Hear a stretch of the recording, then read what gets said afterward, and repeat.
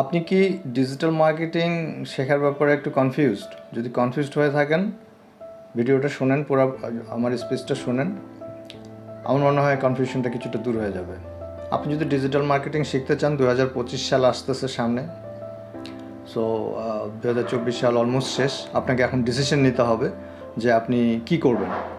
যদি আপনার মনে হয় যে আপনি ডিজিটাল মার্কেটিং শিখবেন, তাহলে অবশ্যই আগে ডিসিশন নেন যে আপনি কি শিখবেন। যে ডিজিটাল মার্কেটিংটা কিন্তু আসলে অনেক বড় একটা জগৎ এটা। সো এখানে আপনার আগে ডিসিশন নিতে হবে যে কোন পার্টটাতে আপনি এক্সপার্টাইজ করবেন। আপনি কোথা থেকে শিখবেন, কিভাবে শিখবেন, এটা পরের ব্যাপার।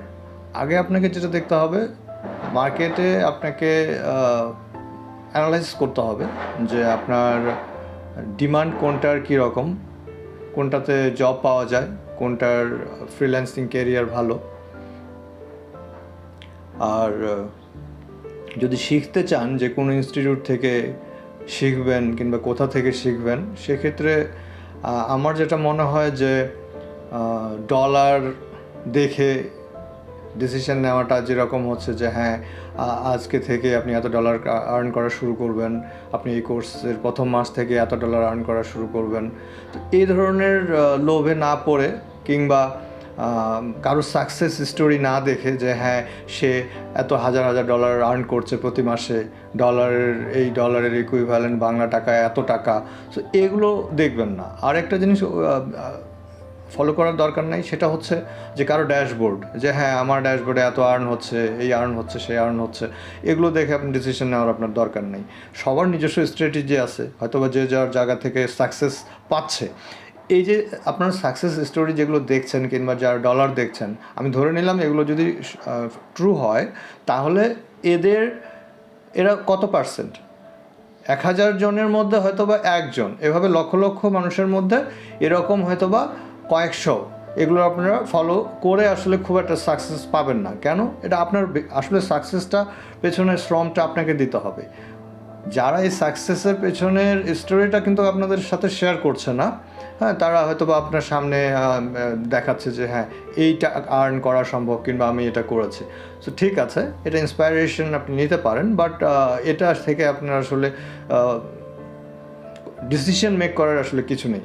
ডিসিশন মেক করতে হলে আপনাকে যেটা করতে হবে সেটা হচ্ছে অ্যানালাইসিস করতে হবে মার্কেটটা, যে এখানে কোনটার ডিমান্ড বেশি, কোনটার ডিমান্ড কীরকম, আপনি কোনটা শিখতে পারবেন, কোনটা আপনার জন্য খুব সহজ। আসলে কোনোটাই না, খুব সহজ যেটা, সেটা থেকে আসলে ভালো আউটপুট পাওয়া যায় না।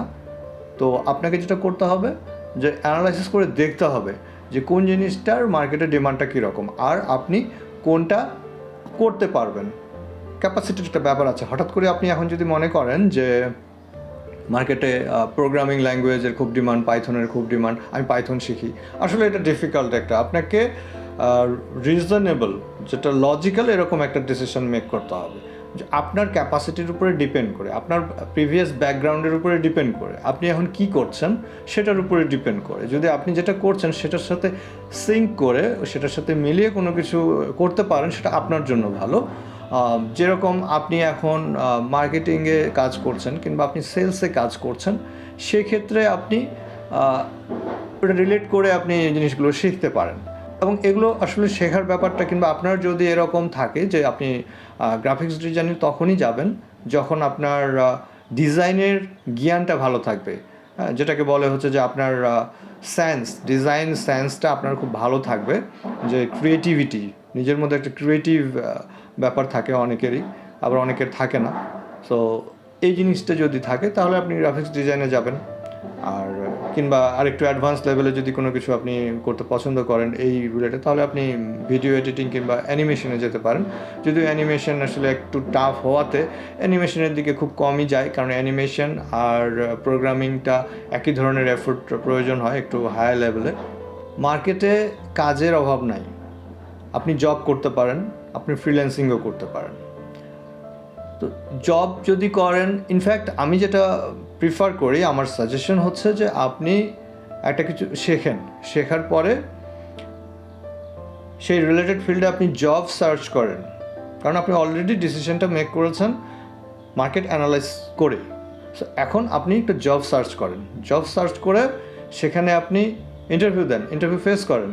সো একবারে আপনার হবে না, আপনি অনেকগুলো ইন্টারভিউ ফেস করেন, আপনি বুঝতে পারবেন যে ডিমান্ডটা কীরকম চাচ্ছে, স্কিলটা কীরকম চাচ্ছে, আপনার মধ্যে সেই স্কিলটা আপনি গ্রো করতে পারছেন কি না।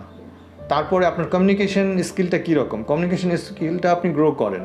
তো এই জিনিসগুলো আপনার মধ্যে যখন ডেভেলপ হতে থাকবে, আপনি ইন্টারভিউ দিতে থাকেন, মিনওয়াইল আপনি আরও শিখতে থাকেন, নিজেকে ডেভেলপ করেন অন্তত 6 মাস। এর মধ্যে অবশ্যই আপনার কোথাও না কোথাও আপনি এঙ্গেজ হয়ে যাবেন। সো ইন্টার্নশিপ করেন, টাকা দিয়ে হোক বিনা পয়সায় হোক, মানে আপনাকে পে না করলেও আপনি কাজ করেন যদি সুযোগ পান। আর যেটা হচ্ছে যে আপনি যদি সুযোগ পেয়ে যান, পেইড ইন্টার্নশিপ করতে পারেন, তো ওয়েল অ্যান্ড গুড, ইন্সপায়ারেশনটা আরও বেড়ে যাবে। আর দ্বিতীয় হচ্ছে যে আপনাকে এর পাশাপাশি আপনার পোর্টফোলিওটা আপনি দাঁড় করান। পোর্টফোলিওটা দাঁড় করালে হবে কি, ধীরে ধীরে আপনার যে কাজগুলো করবেন এগুলো আপনার পোর্টফোলিওর সাথে দাঁড় করান। পোর্টফোলিও একটা আপনি সোশ্যাল মিডিয়াতে আপনি করতে পারেন, ইনস্টাগ্রাম, এফবি এগুলোতে করতে পারেন। আপনার প্রফেশনাল একটা পেজ আপনি লিঙ্কডইনে করতে পারেন, একটা নেটওয়ার্ক বিল্ড করেন লিঙ্কডইনে। তারপরে আপনি যেটা করেন, আপনার একটা ওয়েবসাইট আপনার বিল্ড করেন, ধীরে ওয়ার্ডপ্রেস থেকে ওয়েবসাইট বিল্ড করেন। সো এই জায়গাগুলোতে ধীরে কিন্তু আপনার একটা ভালো এক্সপিরিয়েন্স এবং একটা স্কিল গ্যাদার হয়ে যাবে। সো তখন কিন্তু আপনি অন্য জায়গায় গিয়ে কনফিডেন্টলি বলতে পারবেন। জব সুইচ করেন 3 মাস পর, নতুন জায়গায় যান, নতুন কিছু শেখেন। মিনওয়াইল আপনি চেষ্টা করেন ফ্রিল্যান্সিং কিছু করার, আপনি লোকাল ক্লায়েন্ট বেস নক করেন, লোকাল কিছু কাজ ইন্ডিভিজুয়ালি করার চেষ্টা করেন। তাহলে হবে কি, আপনার যে স্কিলটা গ্রো করবে, 6 মাস পর আপনি মার্কেট প্লেসে যান। এখানে আপনার যেটা হবে যে এখানে আপনার ইন্টারন্যাশনাল ক্লায়েন্ট। সো ইন্টারন্যাশনাল ক্লায়েন্টকে ডিল করার জন্য এখন আপনি প্রস্তুত। আপনি কি করছেন, আপনি অলরেডি আপনার কমিউনিকেশন স্কিল বিল্ড করেছেন। কমিউনিকেশন স্কিল বলতে আমি যেটা আবারও বলি যে আপনার ইংলিশটা ইউএসের অ্যাকসেন্টে হতে হবে না, বাট আপনি ক্লিয়ার বলতে পারেন এবং বুঝতে পারেন, এই জিনিসটা আপনার অবশ্যই ঠিক করতে হবে, কারণ ইন্টারন্যাশনাল মার্কেট প্লেসটা একটু সফিস্টিকেটেড। সো এখানে আসলে এখন কি যে আপনার চ্যালেঞ্জটা অনেক বেশি, কম্পিটিশন অনেক বেশি। সো আপনাকে সেভাবে বিল্ড আপ করতে হবে, শুধু ইন্টারন্যাশনাল মার্কেট প্লেস না, আপনি লোকাল মার্কেট প্লেসেও যদি আপনি কাজ করেন, লোকাল কর্পোরেট সেক্টরগুলোতে, তাহলেও কিন্তু আপনার ইংলিশের একটা মোটামুটি দক্ষতা থাকা প্রয়োজন। কেননা সেই এনভায়রনমেন্টে কাজ করতে গেলে, প্লাস হচ্ছে আপনি যেই টুলসগুলো নিয়ে কাজ করছেন সেই টুলসগুলো কিন্তু আপনার সব ইংলিশে। সো এগুলোর যে আপডেট আসছে কিংবা এগুলোকে ইউজ করার যে ব্যাপারটা, এগুলো আসলে কি আপনি ইংলিশ যদি ভালো না জানেন, বুঝতে পারার মতো ইংলিশ না জানেন, কমিউনিকেট করার মতো, তাহলে কিন্তু আপনি একটু সমস্যায় পড়বেন। তো এজন্য আপনার ইংলিশের দক্ষতাটাকে একটু বাড়াতে হবে। ডিজিটাল মার্কেটিং আপনি তো যে কোনো জায়গা থেকে শিখতে পারেন। একটা ইনস্টিটিউট একভাবে কোর্সগুলোকে সাজানো, মানে একটা ইনস্টিটিউট একভাবে কোর্সগুলো অফার করছে। কেউ হয়তো বা আপনাকে 3 মাসের মধ্যে 8-10টা জিনিস শেখাচ্ছে, কেউ হয়তো বা বলছে যে আপনি প্রথম মাস থেকে এত টাকা আর্ন করতে পারবেন, কেউ হয়তো বা আপনাকে ভর্তির জন্য ডিসকাউন্ট দিচ্ছে, অনেক বেশি ছাড় দিয়ে অ্যাডমিশন করাচ্ছে। তারপর হয়তো আপনি দেখছেন যে না, আমার এই 3 মাসের কোর্সে আমি কিছু শিখতে পারিনি। সময় না দিলে কোথাও কিছু হবে না। প্রতিটা ইনস্টিটিউটেরই যারা শেখাচ্ছেন ওনারা ভালো মতোই শেখানোর চেষ্টা করেন, কিন্তু আসলে সময় স্বল্পতার জন্য সব কিছু সেভাবে শেখানো সম্ভব হয় না যে হ্যাঁ আপনি একটা জিনিসই আপনাকে মানে 4-5 দিন ধরে শেখাচ্ছে, এমনটা আসলে সম্ভব হয় না। হয়তো বা 2 দিনে একটা কোর্স শেষ কিংবা 2 দিনে একটা টপিকস শেষ করে ফেলতে হয়, কিছু করার থাকে না। আর এটা করতে গেলে আসলে কি ম্যান পাওয়ার হিসেবে যে পার ম্যান আওয়ার যে খরচটা হয়, সেই হিসাবে যে কোর্সের টোটাল একটা ইনস্টিটিউশনের কস্ট তোলাটা ডিফিকাল্ট হয়ে যায়। তো এই জন্যই কোর্সটাকে আসলে শর্ট করতে হয়, যদিও সব কিছুই তারা টাচ করেন, বাট মানে শ্রমটা আপনাকে দিতে হবে, আদারওয়াইজ এখান থেকে ভালো কিছু বের করাটা ডিফিকাল্ট। আর আপনি যদি শ্রম দিতে পারেন, আপনাকে ইনস্টিটিউটেরও যাওয়ার কোনো প্রয়োজন নেই। আপনি যদি আপনার কমিউনিকেশন স্কিল ভালো হয়, আপনি একটু ইংলিশ ভালো বোঝেন, তাহলে আপনি আসলে ইংলিশ ভালো না বুঝলেও আপনি এখন বর্তমানে অনেক বাংলা কোর্স আছে, আপনি সেগুলো দেখেও কিন্তু শিখতে পারেন। অনেক কোর্স আছে, আপনি হয়তো বা 10টা কোর্স যদি দেখেন, প্রথমে একটা ফলো করলেন, তারপরে আরেকটা ফলো করলেন, সো এভাবে আপনি একটা থেকে হয়তো বা আপনি 30-40% শিখতে পারলেন। যখন আরেকটা ফলো করলেন, এই 30-40%-এর সাথে আপনার কিন্তু আরও 10-15% যোগ হয়ে যাবে। সো সবাই কিছু না কিছু আলাদা শেখাবে। সো সেই ক্ষেত্রে হবে কি, আপনার টোটাল জিনিসটা কিন্তু আপনি শিখে যাবেন যদি আপনার সেই বোঝার ক্যাপাসিটিটা থাকে। সো এই শ্রমটা দিলে আপনি নিজেও শিখতে পারবেন, আপনার কোনো টাকা খরচ করার দরকার নেই, এবং 6 মাস আপনি যদি ডেডিকেটেড লেগে থাকেন আপনি শিখতে পারবেন।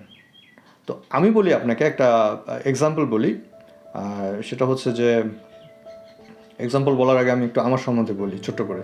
সেটা হচ্ছে আমি অলমোস্ট 20 বছর মার্কেটিং ক্যারিয়ার, এবং তার মধ্যে আমার গত প্রায় 10 বছর আমি ডিজিটাল মার্কেটিংয়ে আছি। ডিজিটাল মার্কেটিংয়ের লাস্ট আমি ডিজিটাল মার্কেটিং হেড হিসেবে একটা বড় কর্পোরেটে ছিলাম।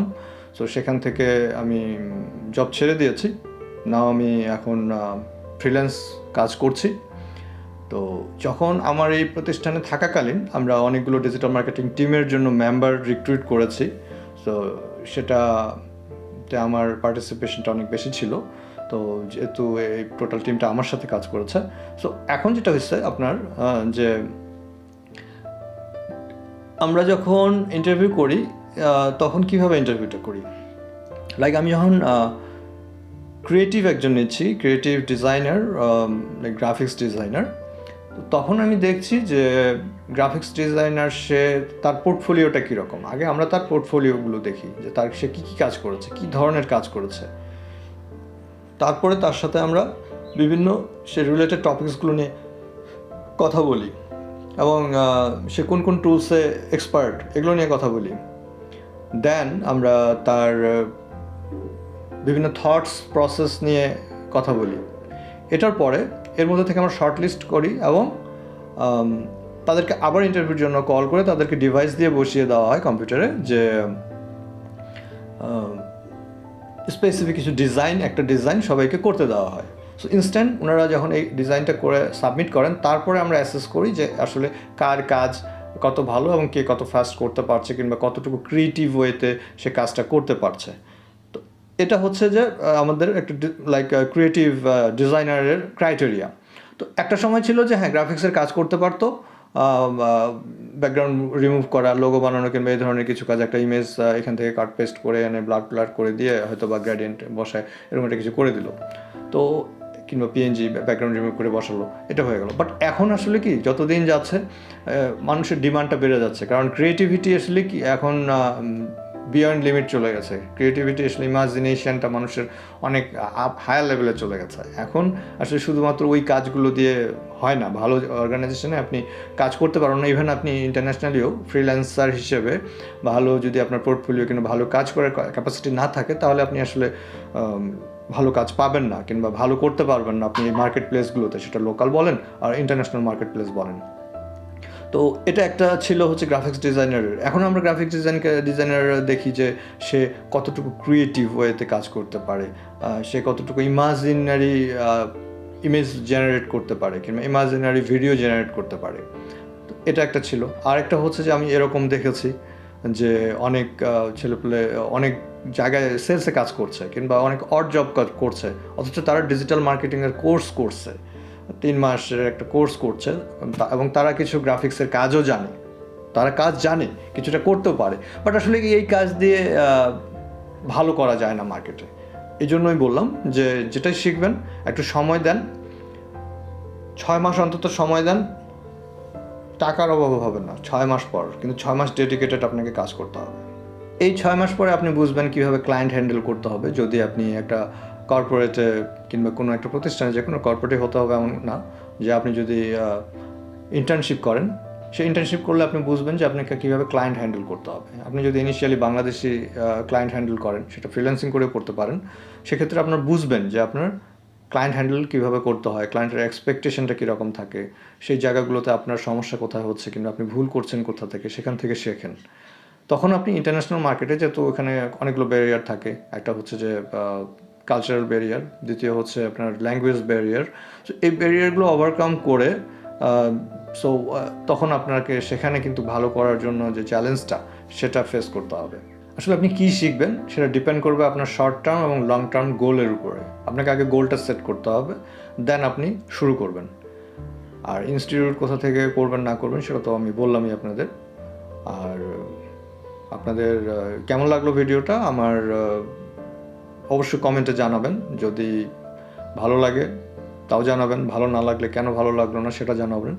আর আমি কিভাবে আরও ভিডিওটা ইমপ্রুভ করতে পারি, কী টপিকস নিয়ে কথা বলতে পারি, যেহেতু আমার একটা লম্বা ক্যারিয়ার আছে। সো এখান থেকে আমার এক্সপিরিয়েন্সগুলো আমি চেষ্টা করবো আপনাদের সাথে শেয়ার করার, সেই ফেলিয়ারগুলো এবং সাকসেসগুলো শেয়ার করার। তো ধন্যবাদ ভিডিওটি দেখার জন্য, আর কমেন্টে অবশ্যই জানাতে ভুলবেন না।